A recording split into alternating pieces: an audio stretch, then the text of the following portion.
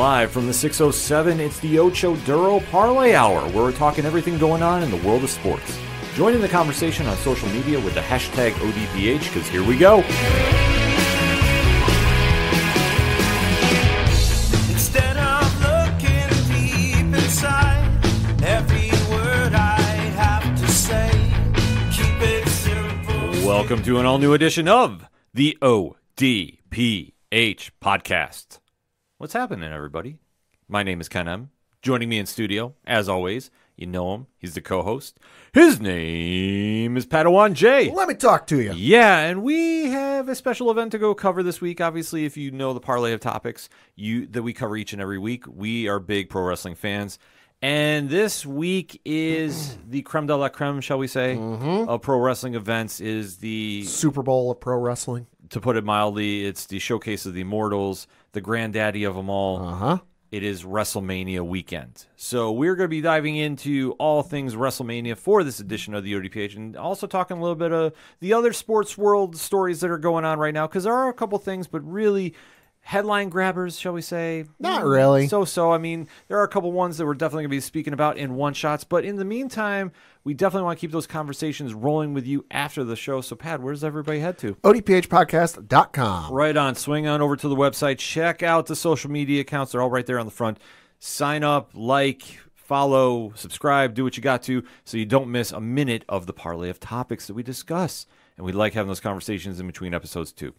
Also, check out the T Public Store link. A lot of stuff happening over there, so you never know when a sale is going to be popping up left and right, and that is the best time to go buy some ODPH swag, so make sure you go check that out.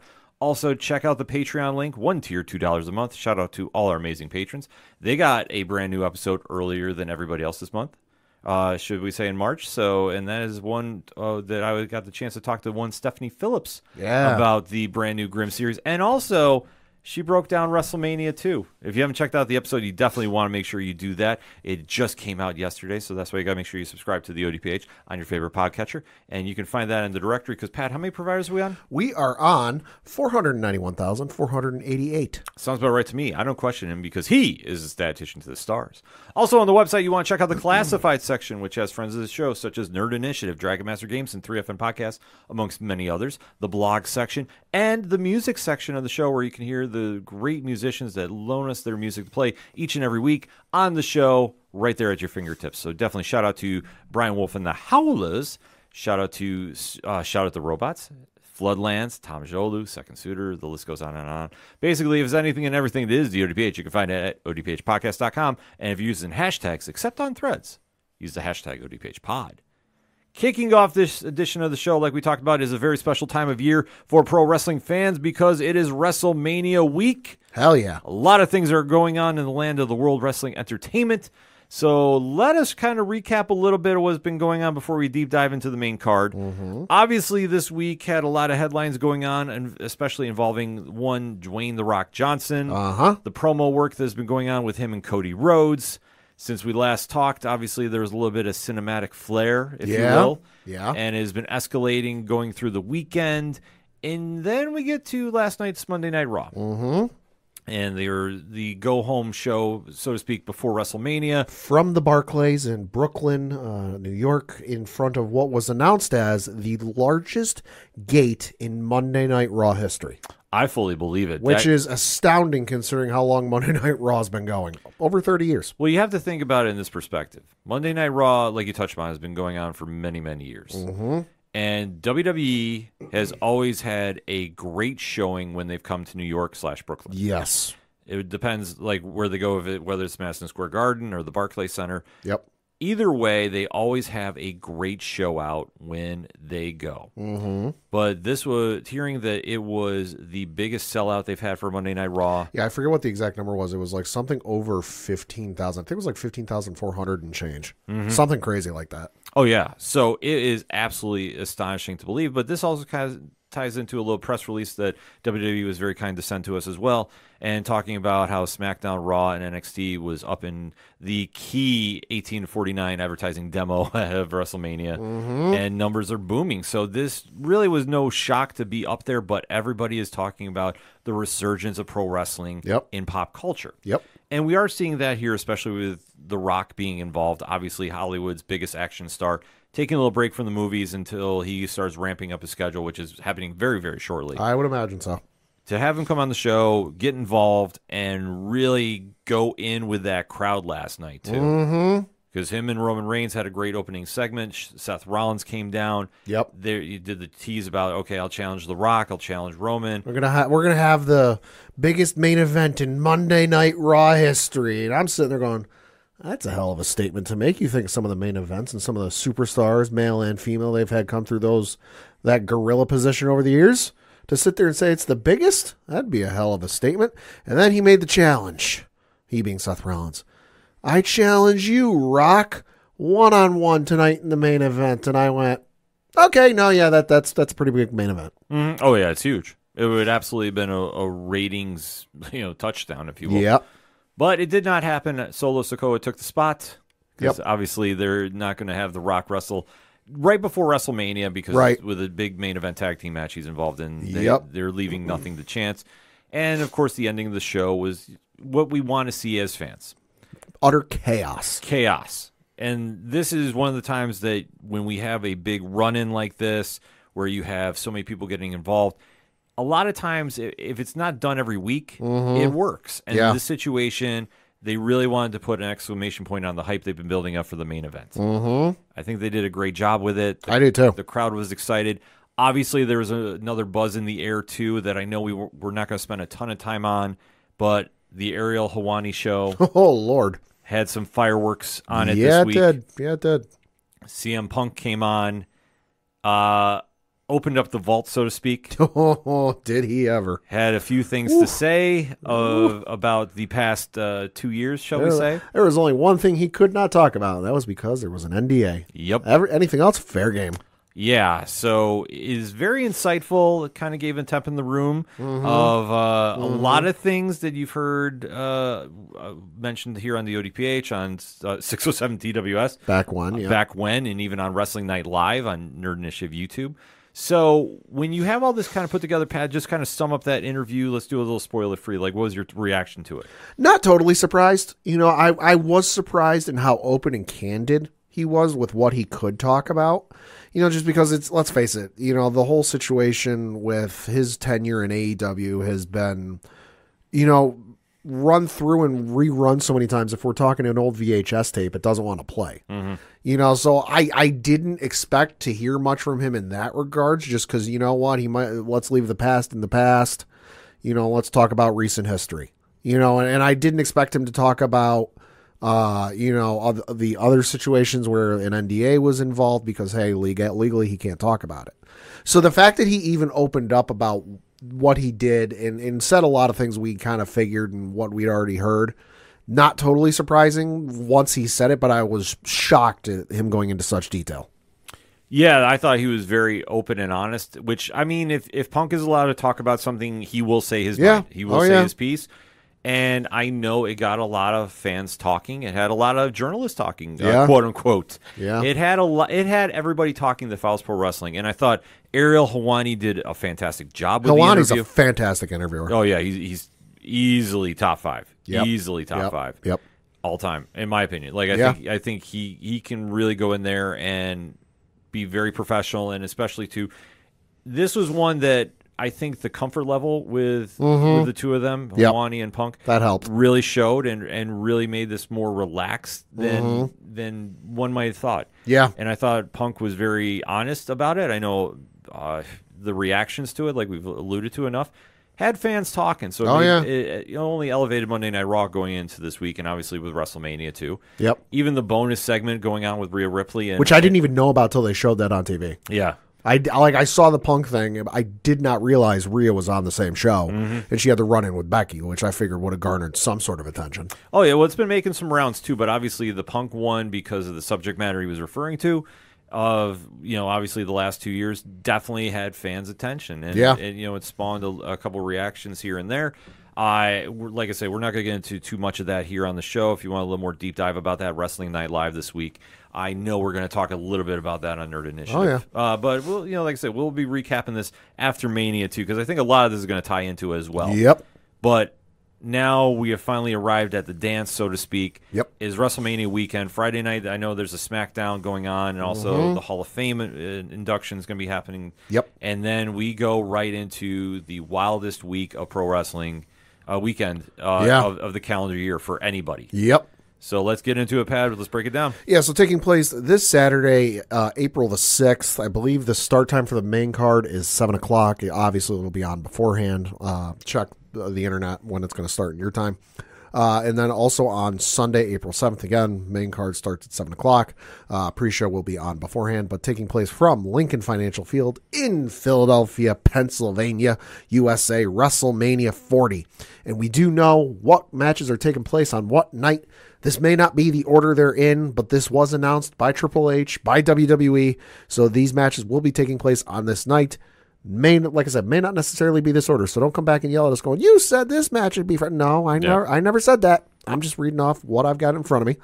But so the first match we're going to talk about taking place on night one is a singles match for the Women's World Championship with Rhea Ripley defending her belt against Becky Lynch. Well, this one has had a lot of hype to it. Obviously, Rhea Ripley is the next big breakout star from pro wrestling. And what I mean by that is she is now transcending into the pop culture landscape. Wasn't she at one point, and she might still be, like the most followed WWE superstar on TikTok? Quite possibly. Roman might be ahead of her now, but like I know at one point she was the most followed superstar on TikTok from WWE. Like I say, quite possibly. It was something like that. Ever since her involvement with the Judgment Day, she's really elevated her stock. And she is getting to the point where she's transcending pro wrestling a little bit. Yeah. And connecting with the pop culture audience, which, I mean, when it happens, that really makes you a legendary figure in pro wrestling. And we've seen this happen from time to time, obviously with, Rock and Austin and John Cena. Yep. So to see Rhea on that course, it's awesome to see. And to have her go against Becky Lynch, who, again, it was somebody on that same path, too. I'll say, if we're talking like NFL, these are two different draft classes, but these are two easy top 5 draft picks. Oh, easily, yeah. No, and for what Becky Lynch has done and really to think about the path that she's blazed, headlining WrestleMania and ever since she evolved into the man gimmick, like I say, ever since she got punched in the face, just how she's rolled that into making her another superstar that's crossed over too.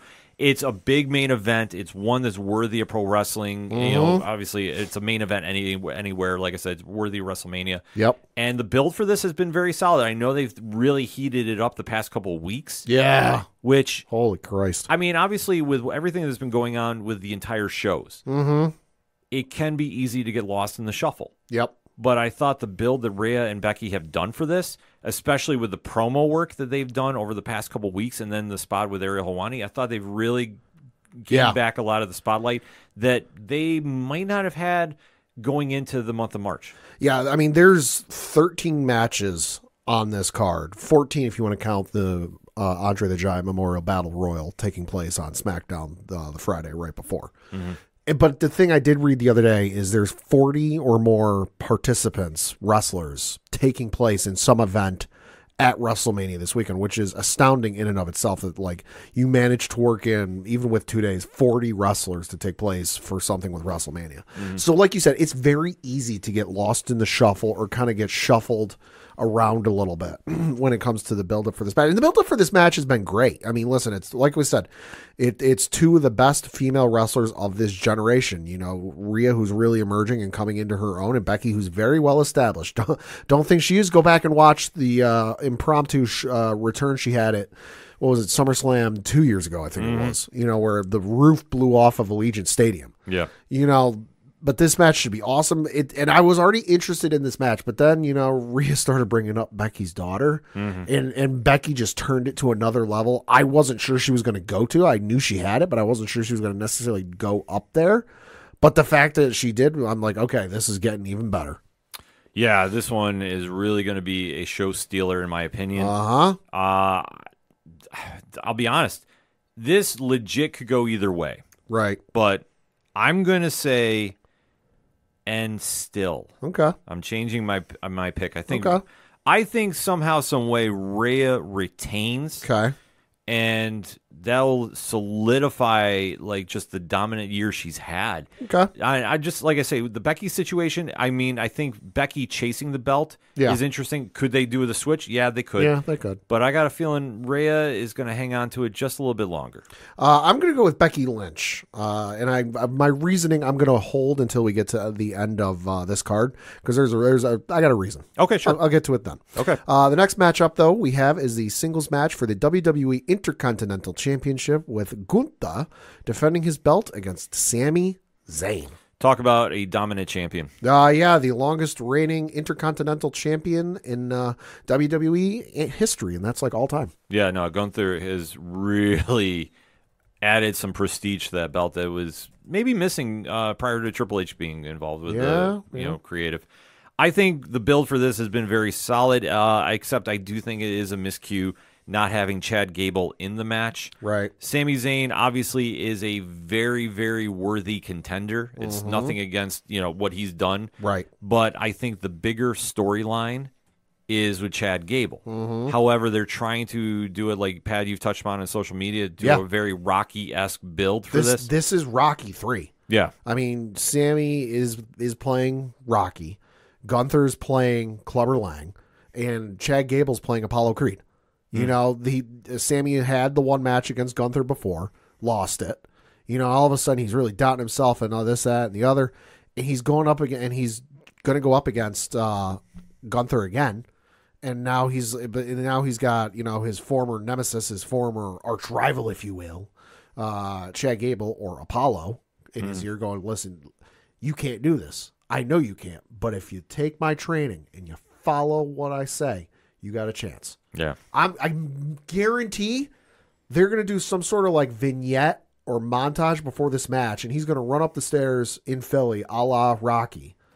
And they're probably going to get one of the songs from the Rocky movies for that vignette. This is full-blown Rocky 3 or Rocky 4 if you prefer that one. Yeah. But regardless, this is a Rocky movie, and it makes sense because they're in Philly. No, I agree with you, too. I mean, it makes a lot of sense in that perspective. I just have this weird suspicion Chad Gable's getting in this match. No, I don't think so. I don't know. It's I think what's going to happen, and I'll just say no, I think Sammy's going to win. Gunther's going to finally drop the belt because I looked it up. According to WWE.com, Gunther, as of recording, has held the belt for 661 days, which is fucking absurd. But no, Gunther, listen, there's nobody left. He's got nothing left to prove with this belt. He's going to drop it to Sammy. Sammy's going to have that moment in the ring. And then whether it's there or Monday Night Raw, that's when you're going to get like the thumbs down. And Chad Gable's going to be there celebrating with him. But then he's going to turn on. Because they're already kind of teasing Chad Gable as a heel. Yeah. Because before it's always been the thank you in the peace sign, the two fingers up in the air, and happy-go-lucky, and all right, let's go, woohoo! But then after he lost that gauntlet match, the next week he showed up in a suit and tie and a lot more serious. So I think he'll be there at Mania, but in the corner, a la, Apollo for Rocky 3. But once it comes time, and once that match is over, whether it's at Mania or the Raw after Mania, because I could see them doing it Raw after Mania too, just because of that pop. Gable's going to turn on him, and he's going to go full heel, and he's going to sit there and go, listen, the only reason you won that match is because of me. I'm the reason you did this. You couldn't have done this without me. I'm the real Intercontinental Champion. I mean, it could happen. Yeah. I will say this. I could see Gunther winning this one and then losing to Gable on Monday night. I could see that too. Yeah. Like, I think that they might play that off as well. Like, Gunther gets on the mic, he starts talking a little trash, and then Gable just calls him out and says, one more chance or I'll retire. Like, he'll do something like that. I just have a feeling Chad's going to get involved some way or another. Yep. For this match, I will say Gunther, if Gable's in this match, Gable wins. If he's not, I'm going to say Gunther wins. Okay. Next up is a 6-pack tag team ladder match for the undisputed WWE Tag Team Championships. And the participants of this match are the Judgment Day and Finn Balor and Damian Priest defending their belts against DIY. That's Johnny Gargano and Tommaso Ciampa. The Awesome Truth in The Miz and R-Truth. The New Day in Kofi Kingston and Xavier Woods. Also in this match, A-Town, Down Under in Austin Theory and Grayson Waller. And the last participant is New Catch Republic and Pete Dunne and Tyler Bate. Now, the thing we should note with this match is it will only end after both titles, both belts, because they still haven't merged the two belts together, and we may find out why this Sunday, have been retrieved. What that entails, nobody's really quite sure. Right. We'll find out, though. Yeah, and there's a lot of rumors going around now that A-Town Down Under might not be in this match. Yeah, I've heard those. So we could have a mystery team get involved. I know the internet is kind of leaning that there is a team from TNA Wrestling that is now officially free agents. Oh. That I could see running in for one night. Not the name I heard, but I like that one better. Name I heard was Pretty Deadly. Well, Pretty Deadly is a name I heard get mentioned as well. Oh, okay. But for this spot, but I honestly think is going to be Chris Sabin and Alex Shelley, the Motor City Machine Guns. I like that, but no, listen, no disrespect to Pretty Deadly. I like the TNA crew better. Well, it's a big question mark about what they're going to do because they are free agents. Yep. And if WWE can pull that off, that would be huge. Right. And I would say that, honestly, if they're going to leave, they could go 2 spots, really. I mean, yeah, WWE would be a very interesting landscape for them. I could definitely see it happening. But I could also see them going just to AEW because they would still be allowed to work the indies. Alex Shelley is very involved in the indie scene, so I could see that happening. Yeah. But if they can get him for one night for this match, I think that would be amazing. And obviously those two in a ladder match environment like this would just add a little more prestige to the belts. Yeah. I do agree with you, though. I think they are going to be splitting up the tag team titles. That's got to be what it is because the belts have been unified for a while now. Like, I forget when exactly it happened. But the Usos, Jimmy and Jay, unified the belts a while ago, held them for a record length of time.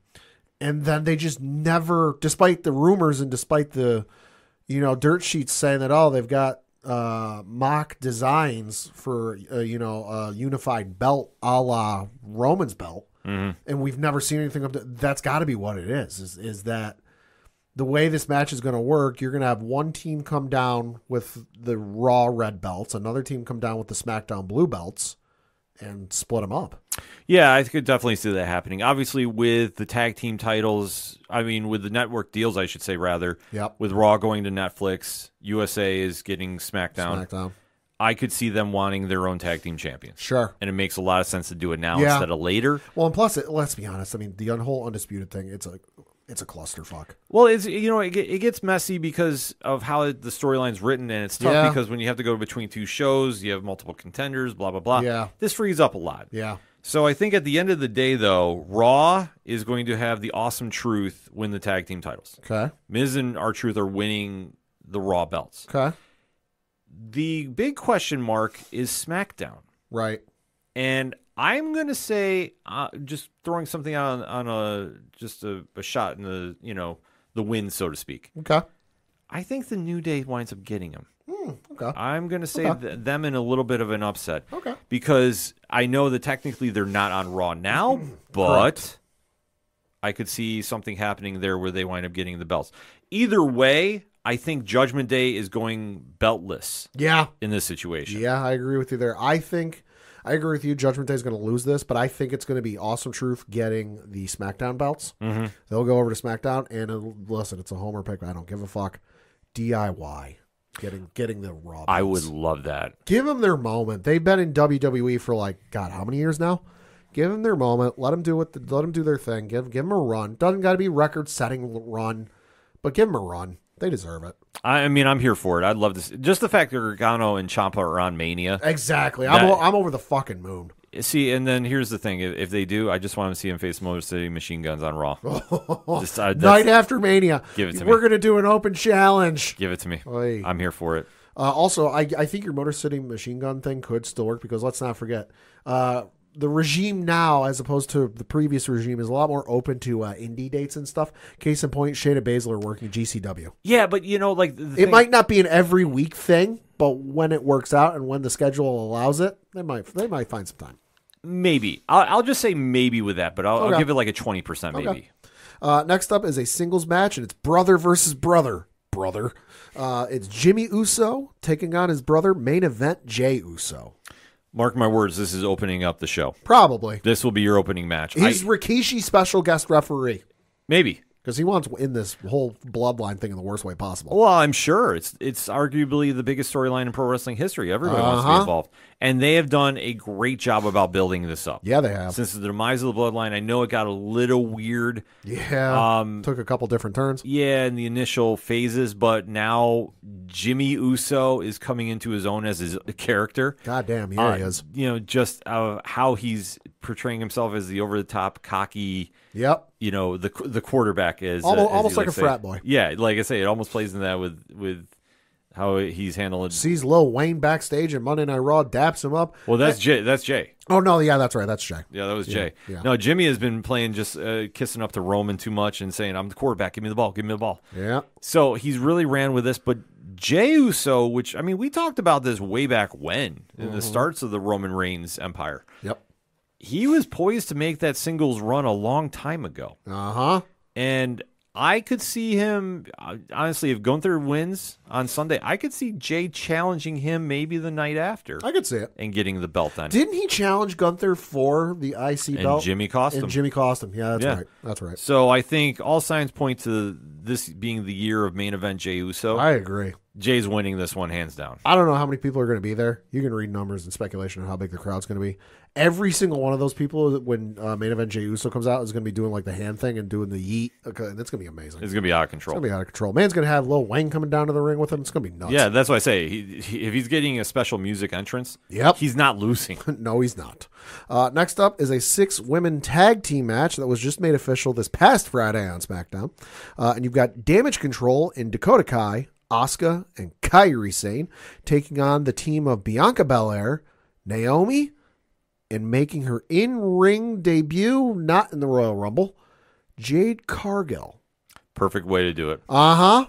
So this match, I will say I'm slightly disappointed it's not the women's tag team titles getting defended. It's the only belt not getting defended this weekend. Right, but I'm not mad about this match. They're still involved, yeah. They're still involved. I could see this being a night after show where they are defending on Raw too. Yeah.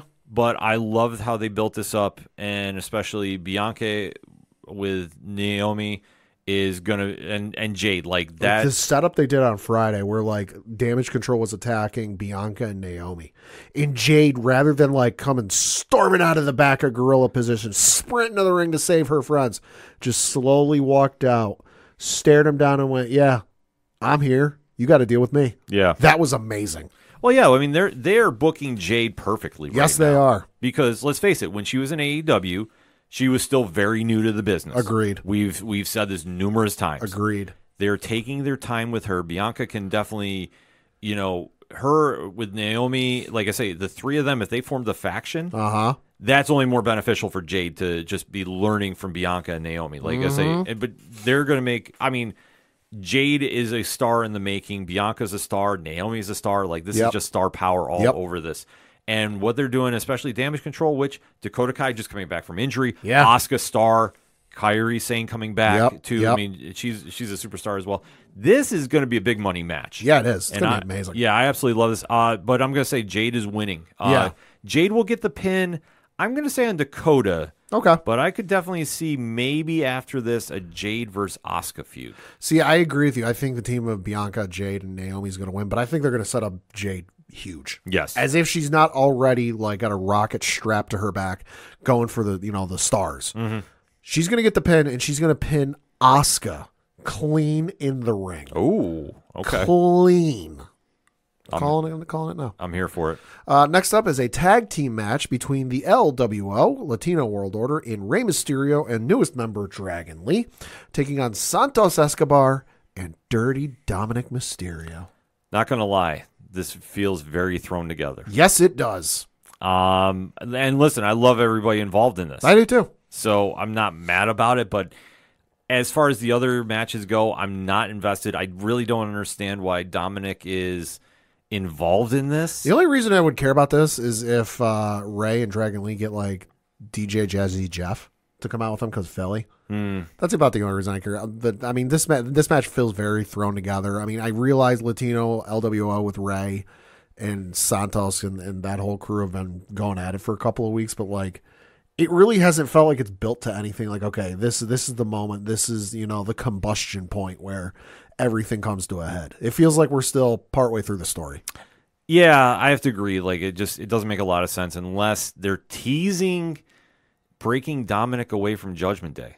Nah, they're teasing something. That's the only thing. I know the deal with Andrade, which I'm not putting any stock in on that with him in Judgment Day. I think that's just kind of a throwaway thing. All I know with Andrade is they're making me care for him more this time around than they did his entire run the first time around, outside NXT. His NXT run was amazing, but this go round, I give a lot more shits. Well, it's because Triple H. That's true. Hands down. That's true. So this one, listen, I'm going to say Santos and Dominic win.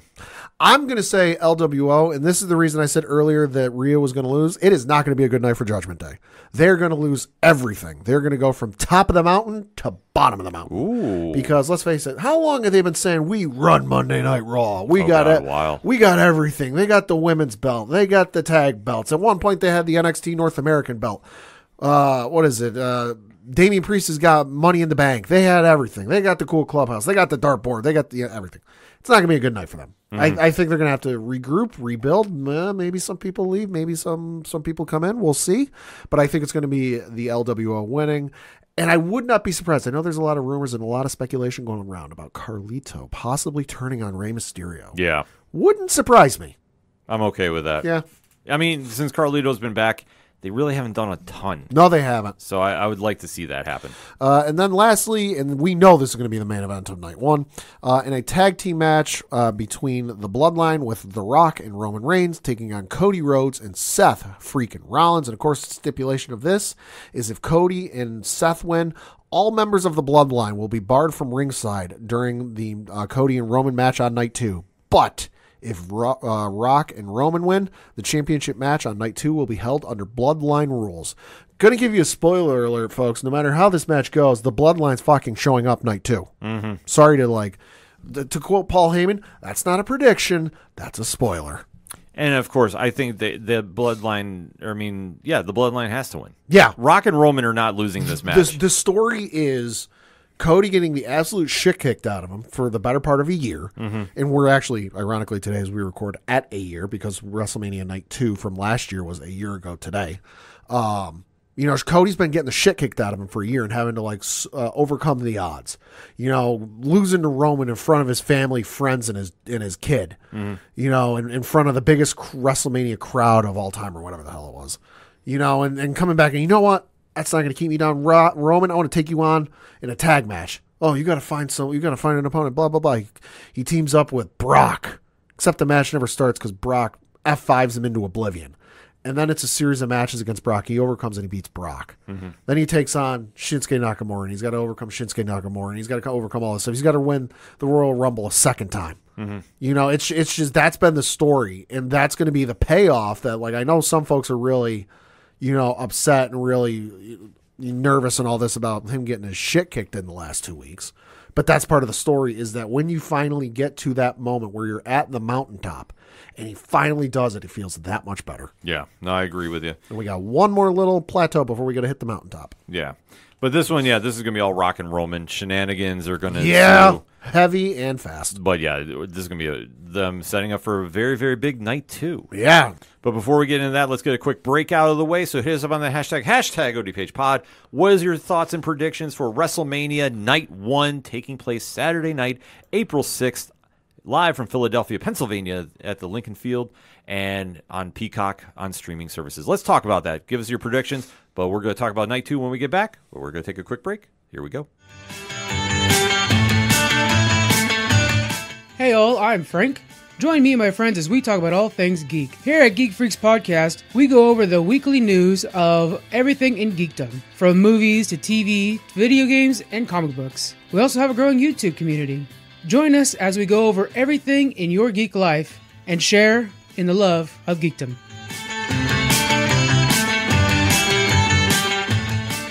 Coming back for part 2 of our WrestleMania preview edition of the ODPH podcast. We covered Night 1 last segment. Now let's get into Night 2, shall we? Yeah, so the first match, again, these are all matches that have been announced as taking place on Night 2. Might not be the order they take place in, so don't yell at me. I'm just going based off of what WWE and Triple H have told us. That's why we say Card subject to change. Yep.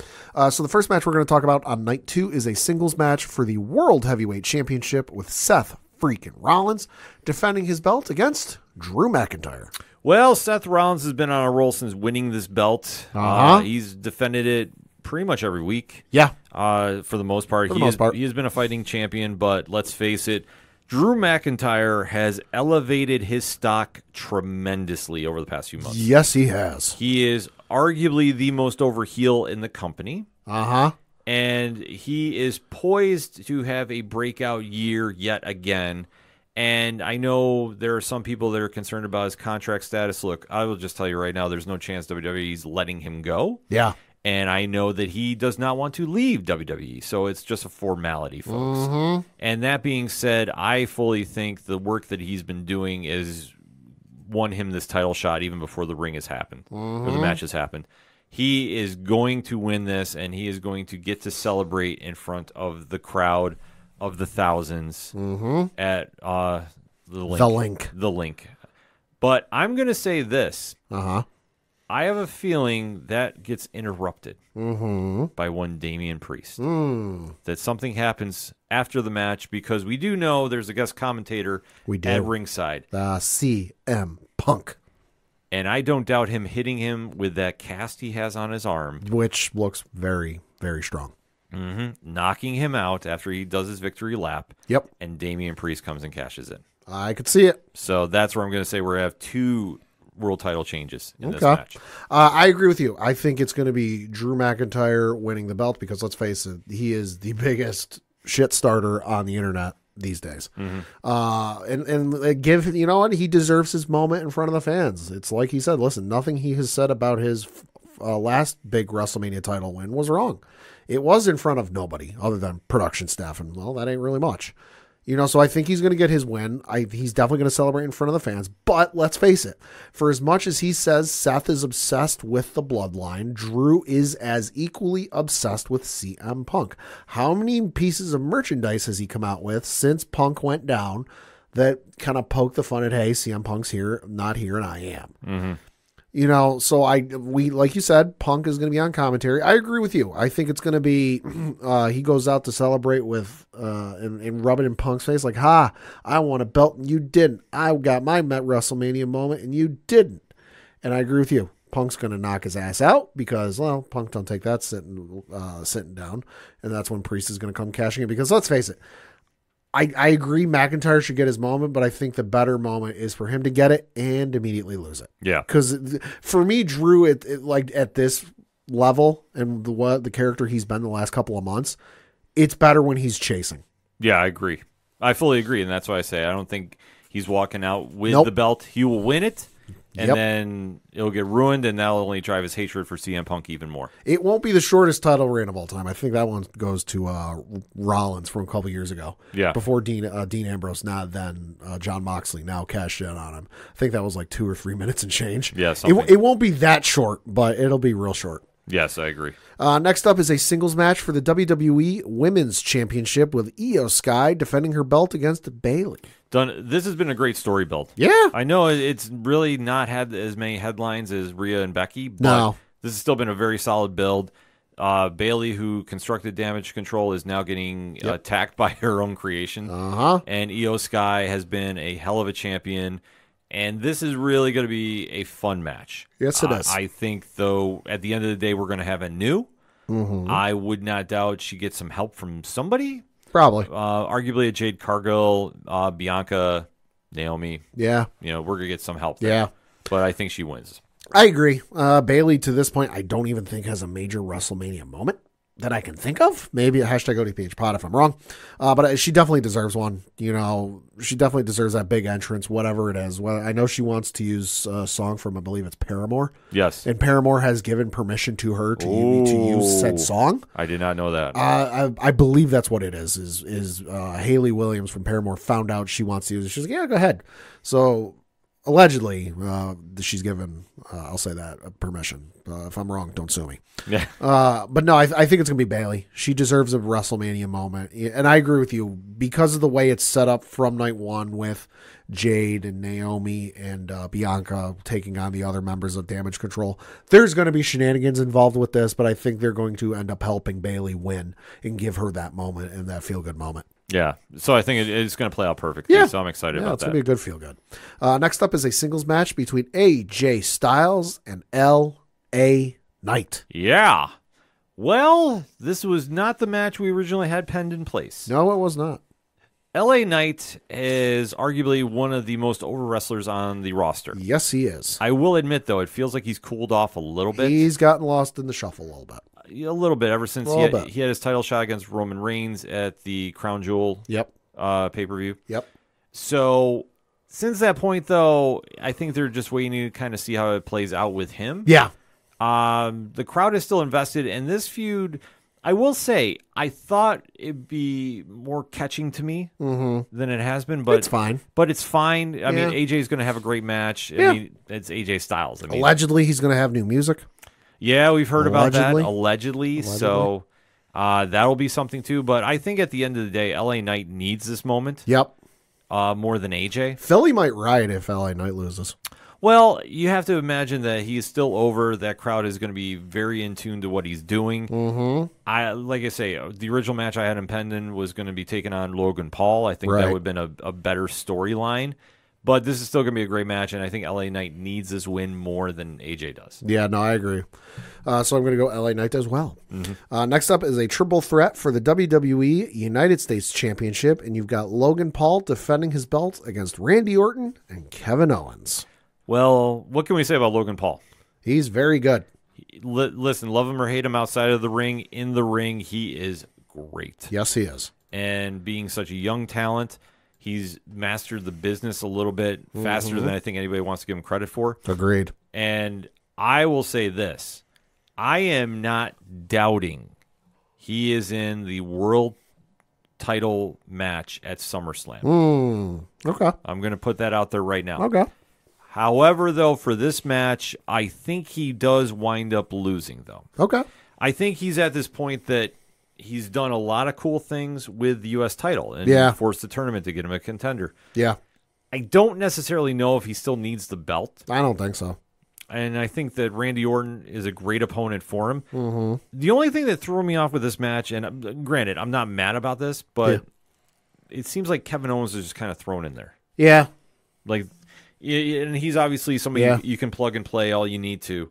So it just is a little puzzling to see him get in this match, but I'm not mad about it because he's always great no matter what he does, especially at Mania. Right. So I would say this. I think it could be a situation where he hits Logan with a stunner and then Randy hits him with an RKO. Could be. And then pins Logan to get the belt. So I'm going to say Randy Orton takes this. Yeah, I mean, it's nothing against Logan Paul, but like him holding the belt isn't really doing anything for me. Just because as busy as he is and as much as he's got going on and his own business ventures and his own personal life, he can't be there every week. So I feel like the title's lost just a little bit of luster. Not much, just a little bit. So I do think Logan's going to lose it, but I think he's going to actually lose it to Kevin Owens. Okay, I'm going to go a little bit different. I think he's going to Kevin Owens is going to get it just because it's been a minute since he's had a belt. I realize Randy, it's been a minute too, but Randy I think has had one more recently than Kevin Owens has. Yeah. So I think it's going to be Kevin Owens' moment to shine. Okay. Next up is a 6-man Philadelphia street fight between The Pride in Bobby Lashley, Angelo Dawkins, and Montez Ford, a.k.a. the Street Profits, with BFAB, versus The Final Testament in Karrion Kross, Akam, and Rezar, who will also have Scarlett and Paul Ellering. I will say this. This storyline is perfect for WrestleMania street fight. Yep. These two factions have been feuding, and I think both of them have kind of been lost in the shuffle as well. I'm not a fan of the logo for the Final Testament. It just kind of, I don't know. I like the group. Don't like the logo. I like the group too. I think if you can give Karrion Kross time on the mic and have him working with a Paul Ellering, like that's huge. Yep. And the Authors of Pain are going to be bringing it. Yeah, they are. And I think that this is going to be a match that they win outright. Okay.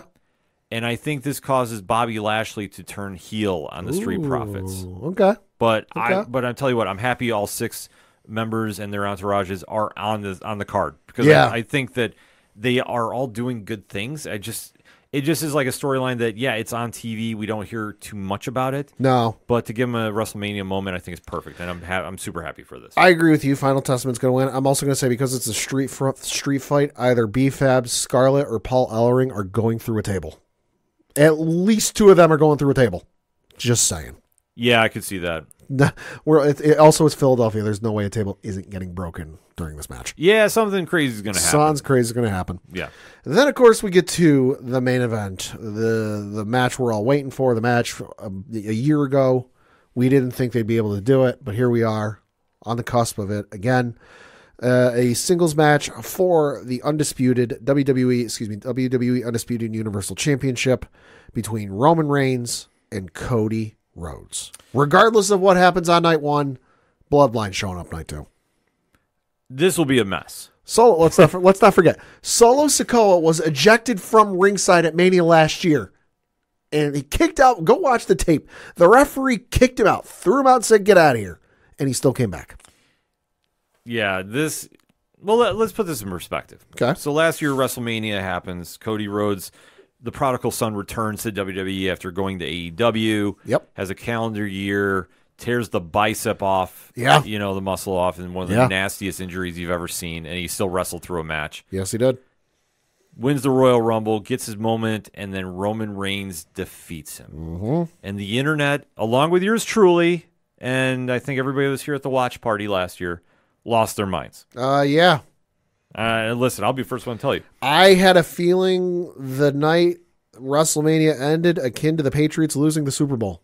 I was not happy. No, I'm not saying I was pissed off and throwing shit, but I was so fucking dejected. But I went so far as to mute WWE socials on my personal social media accounts because I did not want to see the stuff about Roman winning. I'll be honest. I was that dejected about it. I remember talking with JT from Beyond the Batcave. Shout out to JT about this. And we had probably a very lengthy thread going on text message till about like 2 o'clock in the morning. Yeah. We were just that pissed off about it. But this is one thing that proves that storyline worked. We all were invested. Yeah. And then to see what they did now, this is where we trust the process of Triple H. Mm-hmm. Cody Rhodes has gone through Brock Lesnar, Yep. Shinsuke Nakamura, Yep. the Bloodline, Yep. now winning the Royal Rumble for another year. First 2-time back-to-back Royal Rumble winner in 20 some odd years. Mm-hmm. The crowd is fully behind him. Uh-huh. They've now entered The Rock into the picture, which I know fans were waiting to see if he was ever going to come back to face Roman. And then it kind of was set up, and then the fans were not into it. That's coming. Yeah, so that all got turned. We had the press conference in Vegas. The Rock did the slap heard round pro wrestling. Mm-hmm. It is now set off the feud that you see right now. Seth Rollins is involved because Seth has now turned into the Eddie Kingston of WWE, meaning he's the heart and soul, which, like, listen, there's nothing wrong with that. No. But to see how protective he is of the brand, and rightfully so, like, I think you have to take a look at somebody that, since he's been there, he hasn't left. And he wants to be the best. He wants to be the face of the franchise. So he's really taken this upon himself. Yeah. So to see their, uneasy alliance, because let's face it, Cody was also feuding with Seth for many, of the calendar year leading into the first match against Roman. Yep. To see them now in this match, and obviously the tag team match set up the night before, the cinematic stuff that's been going on with The Rock and Cody, it is all boiled into this moment to happen. Mm-hmm. We are now at the dance. So how is this all going down, Pat? Well, I think this has got to be Cody, because I don't think you can do this a third time. And I think if you have Cody go through all the hell and high water he's gone through in the last calendar year, the Cody character is dead. You've killed it. There's no coming back from it. That you can't repeat this process for another year. And I think what this match is going to be is, I saw the comparison made and I really liked it, so I'm going to borrow from that comparison. Last year's WrestleMania main event between Roman and Cody was Avengers Infinity War. You went into it, every other instance the good guys had won. And you expected them to win because, hey, let's face it, it's a comic book movie, it's an action movie. That's what happens. The good guys win. Yeah. Obvious exceptions, Empire Strikes Back and whatever else. But 99% of the time, good guys come out on top. Except that one time. And except those times where the Avengers lost. They lost big. And you went, holy shit, how are they going to come back from this?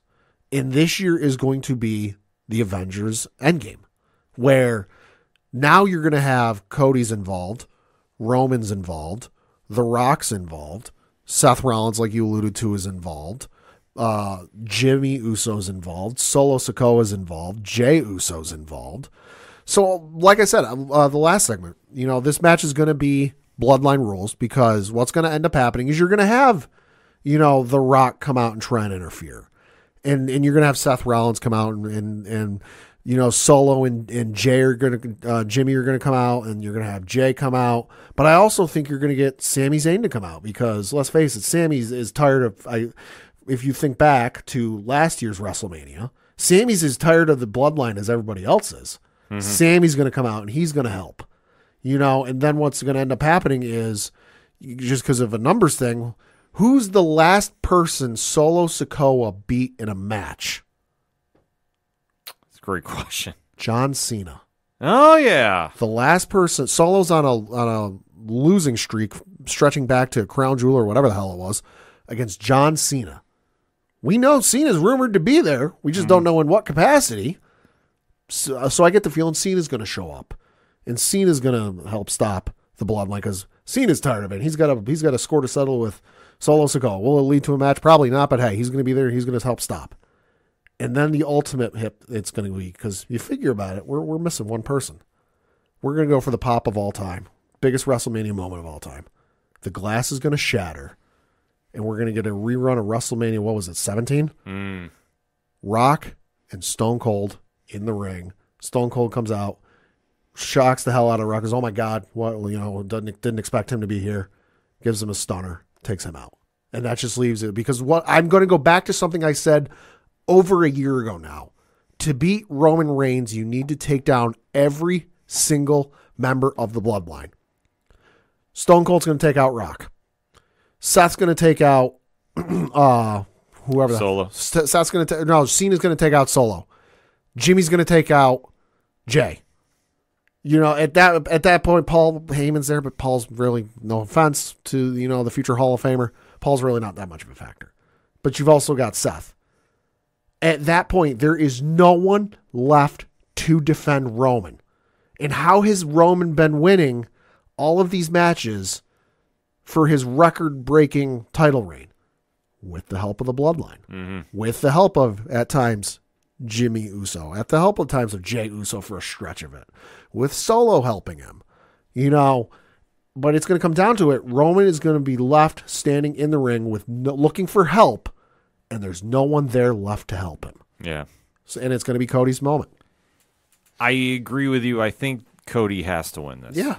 I know there's been kind of some speculation about dragging this out until... They could, because I know Roman's close to Hogan's title reign, or whatever the hell it is. But you kill the Cody character if he loses this. There's no coming back from it. I just don't see how they could extend it. I do, because if they want to break Hogan's record, if that really means something to the company.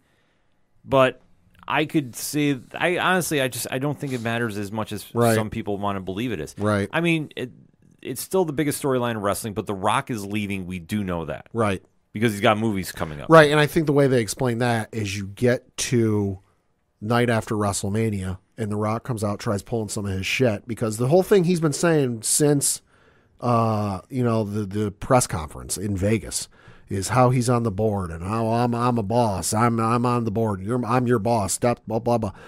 Who's somebody else who's high up in WWE who we haven't seen since, say, press scrum after a show, or since the press conference in Vegas?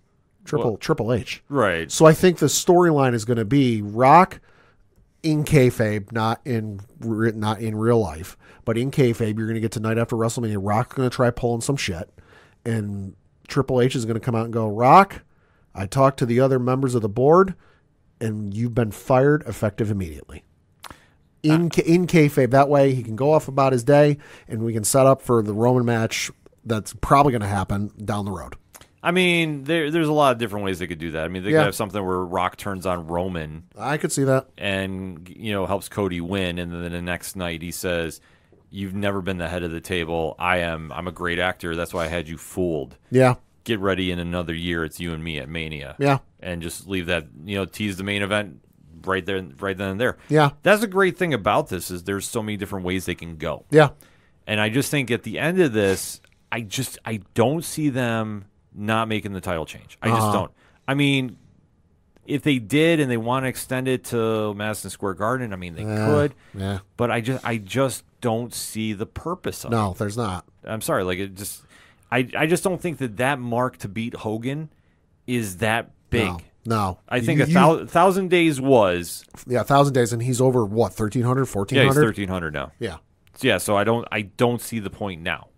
But it's going to be interesting to see it happen. I think there's going to be a lot of shenanigans. I'm not doubting that you and Rich are both saying, Austin makes an appearance. I think it's entirely possible. I think so, too. Unless they want to just keep this with Rock turning on Roman and setting up for the main event next year. I could see that. But what I could see happening is, because let's not forget, Roman had the A&E biography over the weekend, where he said on the biography, that documentary, that like, hey, I lose this belt, I'm gone. Yeah, I could see him losing the belt, leaving, and then down the road at, say, SummerSlam, you get Cody versus The Rock. You set up for that match because, hey, they've obviously got a grudge to settle one-on-one. Cody did challenge him to a singles match any place, anytime, anywhere. Yeah. Never went answered. We got the tag match, but But I could see it leading to a singles match at SummerSlam in, I believe it's Cleveland, Ohio this year. Yes.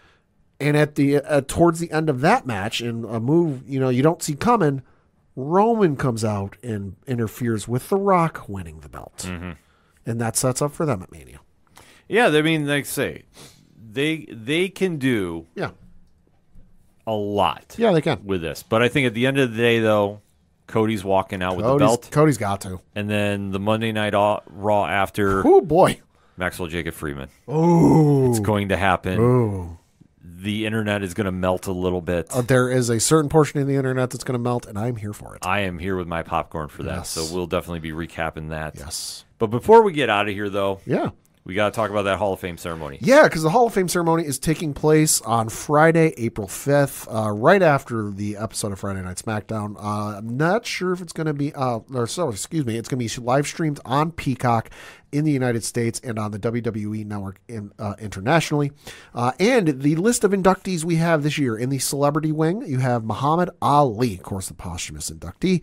He was a 3-time world heavyweight boxing champion, Olympic gold medalist, and he competed in the War of the Worlds match against Antonio Inoki. And then he was also a special guest referee at WrestleMania 1 main event. Then in the group, the tag team, you've got the U.S. Express, who were a 2-time WWF tag team champion. Of course, you've got Barry Windham and Mike Rotunda were in that team as well. And then some of the other folks that are getting inducted this year, you've got announced last night, yesterday, as we record, on The Rock's personal social media accounts, Leah Maivia, a posthumous inductee. Of course, The Rock is going to be inducting her. Reading from the description on Wikipedia, quote, one of wrestling's first female promoters, ran Polynesian Pro Wrestling, a territory of the National Wrestling Alliance in Hawaii in the mid-1980s. Her promotion ran a show called Polynesian Pacific Pro Wrestling on the Financial News Network. Also, Thunderbolt Patterson is going to be going in, and also, along with that, Bull Nakano and Paul Heyman. Hell of a class. That is a very good class. Yeah, very excited to see the ceremonies on Friday night. Yeah. What can you say? They really are elevating this Hall of Fame ceremony. Yeah. To be something, like I say, it's always great to acknowledge those that have left the legendary mark in pro wrestling. Yeah. And especially now, I hear there's more talk about actually doing a physical building. I'm all for that. Yeah, I think I've seen the videos of the WWE warehouse where all like, I don't want to call it merch, but like all the supplies and past stuff they've used. Like they've still got the fist from the old SmackDown entrance. Yeah. That warehouse is absurd. You make a physical Hall of Fame with the inductees and memorabilia from over the years. Hi, I'll go 1,000 times. Oh, yeah, absolutely. So I think it's great. The class is great. Yeah. All well-deserving. I mean, the Paul Heyman... That's going to be the most interesting one, I think. The Paul Heyman speech is going to be great. Oh, yeah, it is. Him with a live mic. Yep. Not in character, just being Paul. And behind a paywall, effectively. Yeah. Because that's not a free live stream. Yeah, so this is going to be interesting to watch on Friday night, and it's a perfect way to lead into the showcase of the Immortals. Yeah. WrestleMania is definitely going to be the buzz of pro wrestling fans this weekend, so hit us up on that hashtag ODPH pod. What is your thoughts about the 2-day event? How do you think it's going to go? Does Cody finish his story, or does it get ruined yet again? And the rest of the card, let's talk about it, and for even more pro wrestling talk this week, make sure at a special time, Thursday night, 7 p.m. Eastern Standard Time on Nerd Initiative Streaming Network and YouTube. Wrestling Night Live is giving their official breakdown, so Nick and Rich and I are going to break down everything as well, so I might have some picks that get changed. And you never know who's going to stop by. Stay tuned for that. But in the meantime, hit us up. Let us know. We're going to take a quick break. We'll be right back.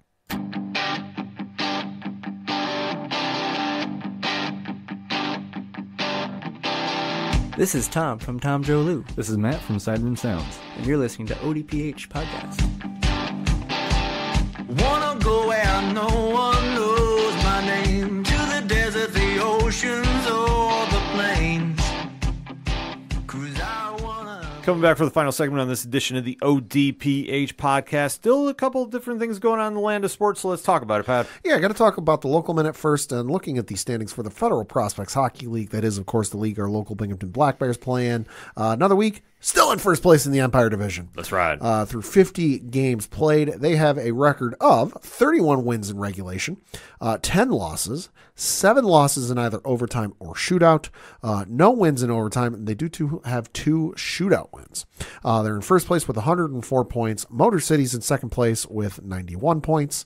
Danbury is in third place with 86 points. Elmira's in fourth with 57 points. And Watertown is in last place with 54 points. Of course, Binghamton has won the division.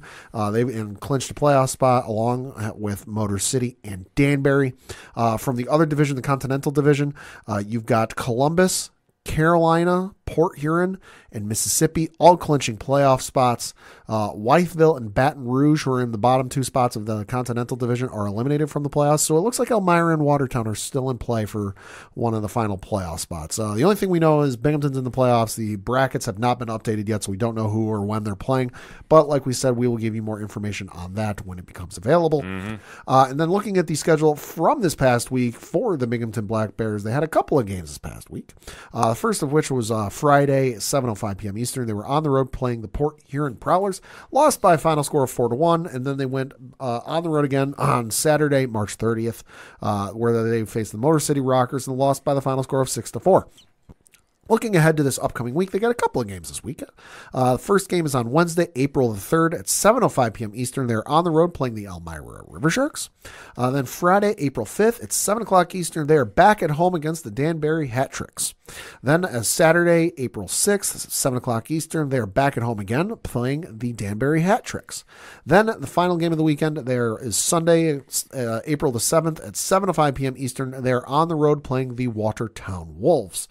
So we got 2 opportunities to see them this weekend. If you do not get an opportunity to see them this weekend for the regular season, you only have one more opportunity after this weekend to see them at home, and that it will be Saturday, April 13th. Then we get into playoffs. But for more information, tickets, all that good stuff, BinghamtonBlackBears.com. And just one more reminder for the Rumble Ponies, their season does start this Friday. They've got a 3-game series this weekend going up against New Hampshire. First game is Friday, April the 5th, 6:35 p.m. Eastern. Saturday is at 1:05 p.m. Eastern, and then Sunday is at 1:05 p.m. Eastern. Their next home series will not be until April 16th, so definitely get a chance. You should see them this weekend, and if not, wait till the April 16th. But for more tickets, information, and Binghamton Rumble Pony stuff, bingrp.com. Weather permitting. permitting. Weather permitting, yes. We want to put that big asterisk by it. Yes. Then we're going to talk some Major League Baseball because the Major League Baseball season has officially started. Everybody started playing as of last week. And how about them Yankees? How about them Yankees? 5-0, baby. Swept the Houston Astros. You love to see it. Love to see him playing a hell of a game. Juan Soto playing out of his goddamn mind. Holy shit. I knew this guy was good, but wow, he's a lot better than I thought. Gotta say, I like the team's moxie. They're a little gritty, a little gutsy, making a couple come from behind wins.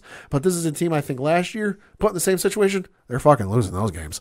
And all the while, meanwhile, this is without the reigning, defending, undisputed American League Cy Young Award winner, Garrett Cole, not pitching any of these games. So the fact they're doing this, hell of a matchup they got going on. Also got to talk a couple things. Baltimore Orioles, good for you. Holy fuck, they're 3-1 to start the season. But they're beating the tar. They beat the tar out of the Angels over the weekend. Yeah. They've scored 31 runs, and they've only allowed 15 through 4 games.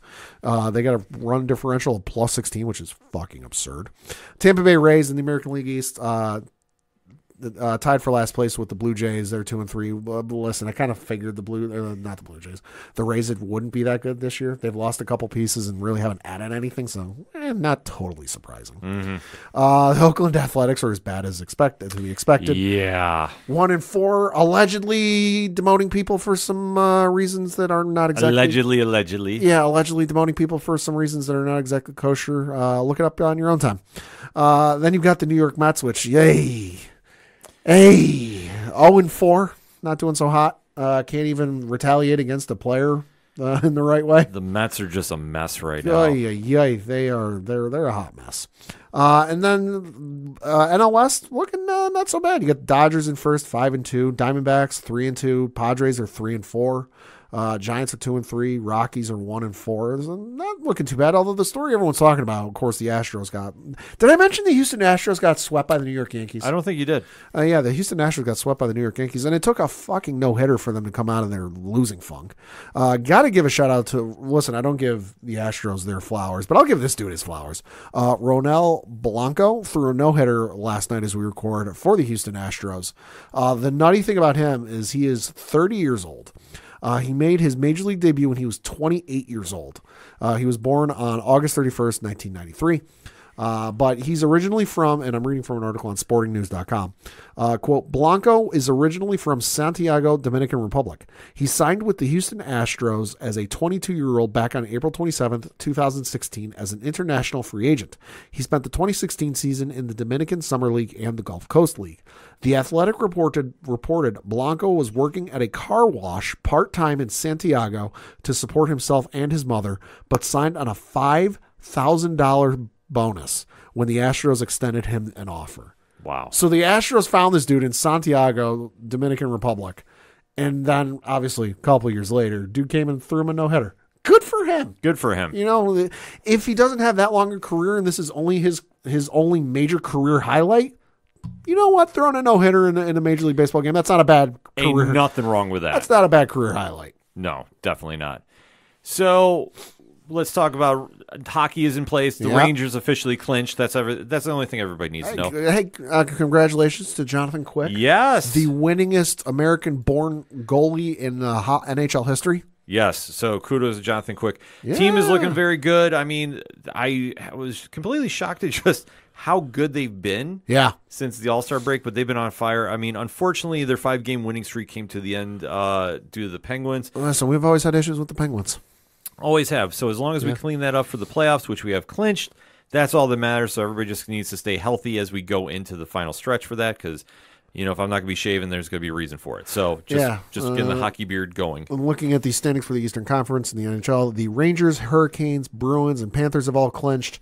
Only the Columbus Blue Jackets in that conference are eliminated. And then for the Western Conference, it is Dallas, Vancouver, and Colorado have clinched. A few more have eliminated in that division, and that is Arizona, Anaheim, Chicago, and San Jose. Yeah, so playoff hockey is looming right around the corner, so excited about that. Yeah. As for the NBA, the Knicks are still, hanging in there. They're hanging in there. Yeah, like I say, Boston's looking really good. I mean, you take a look at everybody going on right now. I know the big story, I guess, if you want to call it a big story, was LeBron was saying he doesn't have much time left. in other news, water's wet. Yeah, the dude's like what, 40 something now? Yeah, he's like I say, he's Father Time is undefeated. Yeah, we all know he's on the back end, and Yeah. like there's no shame in that. Yeah. I mean, I want to stress this. Yeah. But it was just kind of weird that people were like losing their minds about it. It's like we've been Yeah. fortunate enough we've seen him play for the majority of his life in the NBA. Yeah, And love him or hate him, he is a legend. He is an all-star. yeah. But First ballot Hall of Famer. yeah, so I think for a lot of the younger generation, it's not sinking in. Yeah, You know, like I say, I had this little problem with Michael Jordan retiring. sure. And I was like, wait, what? And then, you know, you come to learn him, you know, like obviously Father Time, like you Yeah. alluded to, is not undefeated. The Father Time's undefeated. But since we've seen him play so long and, you know, at such Well, a high level. and part of that's because he skipped college and went right to the pros. Yeah. You know, if he'd have played college and like the rule setup they've got now, he probably would have been retired already. Mm-hmm. Oh, yeah, easily. And he would have won a championship for Duke. But I digress. That's a whole different ball of wax. Yeah, you know, you're right. He probably would have gone to Duke. Maybe that or Ohio State. But Oh, yeah. But we'll have to kind of wait to see how that plays out because obviously there is only a few teams that have clinched for the playoffs in the NBA right now. Boston has punched their ticket in. And then on the Western Conference, Oklahoma City, Denver, and Minnesota. Here's how absurd, because I'm just looking at the NBA Eastern Conference standings for the first time in a while. Boston's so far and ahead of everybody else in the Eastern Conference. They're the only team that's clinched in the conference, but they've also clinched the conference already. Yeah. What the fuck? Well, they've only lost 16 games. No, I know that's absurd. Like I'm looking like Milwaukee, Cleveland, Knicks, Magic, Pacers, Heat, 76ers, Bulls, Atlanta, and Nets are all still like mathematically involved in it. Mm-hmm. You know, what is it? The Bulls have clinched a playoff play-in berth. You know, so they're going to be in the play-in tournament, but literally outside of that, nobody else has done a damn thing except for Boston. That's absurd. Yeah. So it is going to be wild to see what happens. The Knicks need some players to come back healthy. Right. And if they can do that, they can make a run. I'm not like, listen, me being a New York fan, I want to say they're going to clinch and win that Right. chip, but Right. a lot of things could happen because, you know, it just takes one shining moment and then you never know. And as I'm alluding to, because we are going to end this show talking about the Final Four, Yeah. which has proved many, many highlights. Holy shit. I will say this. If anybody wonders about March Madness, this is why you tune into those games. And one team in particular, Uh-huh. and that is NC State. Yeah. Which, I'll give the Devils their due. They showed up. They have been proving me and a lot of other people wrong. Yeah. Concerning the Cinderella story. They have been scrappy, if I can use that word, to such a high degree. And the game that they put on against Duke, and as much as it pains me to say it, 76-64 win. With read a couple of Sure. stats. Let's see. You had DJ Burns, 29 points. What is it? DJ Horn from NC State, 20 points at the DJ show there. Duke, you had Filipowski had 11 points. McCain had 32. Roach had 13, and not too much off the bench. They played, but you know, only guy off the bench for Duke, Stewart, 2 points. Same for NC State's bench. 10 points between two guys. no, the biggest story is DJ Burns. The DJ show, yeah, that's crazy. DJ Burns put up 21 and 29 in that second half. Jesus Christ. The game, literally, Duke was leading going into halftime. Right. 27-21. Yep. And then Duke went ice cold Holy shit. Yeah, I guess so. in that second half. 30 points to 37 points in the Yeah. second half in favor of NC State. And Fuck. and Burns just dominated. Let me say this, the easiest comparison I could say is when Shaq was playing at LSU. Oh, okay. He was just muscling Duke underneath. Like, they had no answer for him. He was getting the easiest buckets known to man. Right. Listen, not mad about it. He was just dominating. Right. So to see their run that they've done, I have to say I'm very, very impressed with it, what they did. Because for Houston to get, you know, like I say, knocked out after they had such a crazy game going in there too. And I will say this, I do agree with Calvin Sampson, their head coach. if she did not twist his ankle early or roll his ankle in the beginning, a whole different ball game. Probably. But this is what happens when you get into those brackets. You never know what's going to happen because we did get some upsets, so let's talk about it. No, yeah, I mean, we had a bunch of upsets. Obviously, you had the NC State thing going on. Illinois making it pretty far, although they got the pants whipped off them by UConn. Yeah. Holy fucking Christ. UConn is just playing on a different level right now. What was it? They went on a 30-0 run that stretched 20 real-time minutes or something absurd like that? God damn. It was insane. That was nuts. Yeah, so like UConn obviously is proving why they're the number 1 seed overall. Yeah. They're looking unstoppable. Yeah. One of the very rare times you'll ever hear me say this statement, but Roll Tide. They beat the number 1 seed North Carolina, and they beat Clemson. Yeah, they did. That I was not expecting. Yeah. But they have punched their ticket to the Final Four. Yep. Listen, I think that Cinderella story is over. I think UConn is going to go completely bananas on them Saturday night. So, yeah, the games for the men's Final Four are both Saturday night, April the 6th. The NC State-Purdue game is first. They're both games, I should note, are on TBS. NC State taking on Purdue. That is at 6:09 p.m. Currently, as we record, the over-under on that game is 145.5, and it is Purdue favored by 8.5. Which, yeah, probably. Then you've got the later game is number 1 seeded UConn taking on number 4 seeded Alabama. That is at 8:49 p.m. Eastern, although I would say keep an eye on if you're not watching the first game because at times subject to whenever the first game gets done. But as we currently record, the over-under on Alabama UConn is 160.5, and I'm going to be honest, I think this line spread is a little low. It's UConn by 11.5. Feels a little low to me. It's being a little generous. Listen, not going to lie.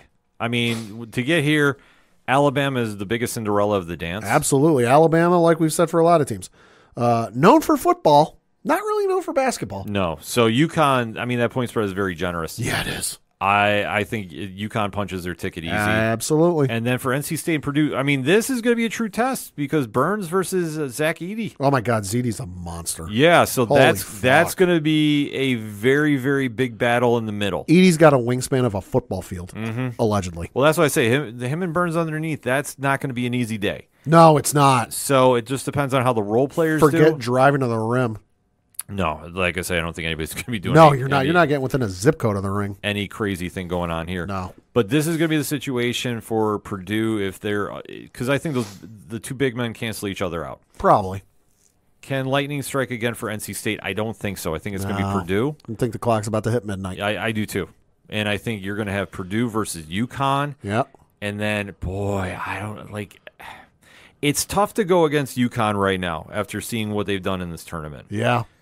So I'm hard-pressed to go against them. I mean, even though I'd love to see Purdue do it because Purdue hasn't won it in forever and a day. Sure. Same thing with NC State. But just UConn is whipping the shit out of everybody. Yeah, UConn is just... UConn beat Stetson in the first round 91-52. Then they went into the second round against the 9th seeded Northwestern, beat them 75-58. Then they got into the Sweet 16 and they faced number 5 seeded San Diego State and they beat them 82-52. Yeah. Then they got against the Illinois game, which we alluded to earlier, where they were number 3 seed, beat them 77-52, and that included the 30-0 run. They're going rock Cody Rhodes from this past Monday night. Like that's they're going stone cold rock and just the trading blows at the start. Yeah, like I say, it's just insane. Just it's nuts. The amount of arse kicking that is going on with UConn. So the national championship game should be a fun one, no matter what. Yeah. It's hard to go against UConn, but I'm hoping that the team coming out of the other side is the one to pull it off. UConn's the only thing I got left in my bracket. I need them to win. Yeah, it definitely could happen. And then on the women's side, Final Four for this. This is taking place on Friday, April 5th. Both of these games are on ESPN. 7 o'clock Eastern, you've got number 1 seeded North Carolina taking on NC State. So NC State doing a little double dipping this weekend. a little bit. And then on the other side, at 9 o'clock Eastern, this will be watched by a few people because, listen, I am not the biggest women's college basketball fan. I do acknowledge that they are phenomenal, but this is the marquee match. This is box office. This is a great matchup. 9 o'clock Eastern, you've got the number 1 seeded Iowa Hawkeyes taking on the number 3 seeded UConn Huskies. Boy, oh boy. Box office. Uh-huh. Caitlin Clark, listen, I think that she is going to put on a show. Yes. to say the least. What was she tied the NCAA record for threes in a game? Yeah. In the game against LSU last night, where it was like 9 or something crazy like that. Yeah, like it's going to be out of control on that, and like I say, you're going to see box office this weekend. Like I say, both tournaments have got great stories going on with this. I was just on a different level because listen, LSU are no slouches. They were a great team defensively, but you go back and you watch the highlights of that game, and just Caitlin Clark drilling threes from like a foot or two beyond the 3-point line. Yeah. And running back down the other way, and just the number of LSU players who are just shrugging like, yeah, we got nothing. Yeah, I mean, when she's on, Caitlin Clark is on, she's on. Yeah, like I say, she's incredible to watch play. She's insane. Yeah, so like it said, the game against LSU was a fun one to watch. Yeah, too. It was. So this is going to be a real test of attrition, so to speak, as they say, the test of wills. Yeah. And so definitely make sure to check it out this weekend or on the highlights too, because like I said, there's a lot of stuff going on, especially with WrestleMania taking place too. Yeah. So whatever your sports fandom is, so to speak, gravitate towards it and definitely go celebrate it. Unless you're the Astros, fuck you. Exactly. So that being said, for anything and everything that is the ODPH, you can find it at odphpodcast.com. That's it for this week in sports. So for the one and only Padawan J, hit him again one time. Fuck the Astros. I'm your host, Ken. Thank you as always for listening to the ODPH podcast. We'll see you next time.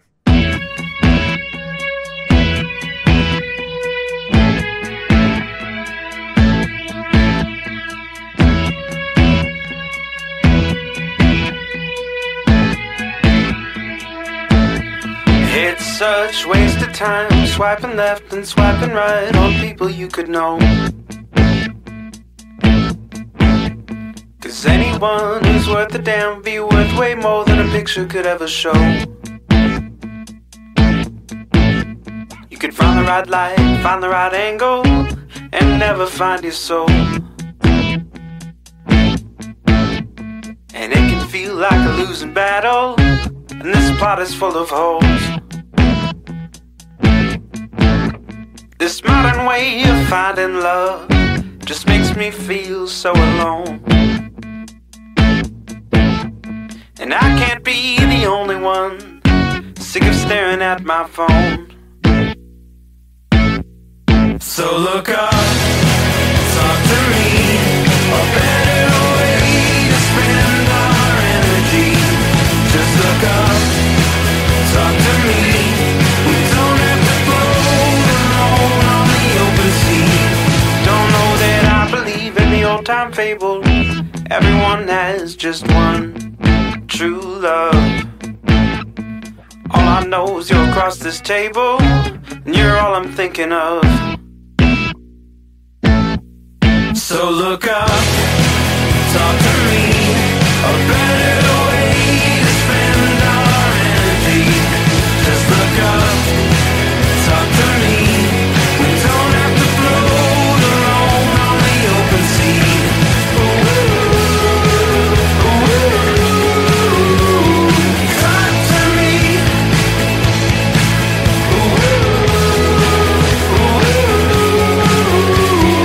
Talk to me. It's such waste of time, swiping left and swiping right on people you could know.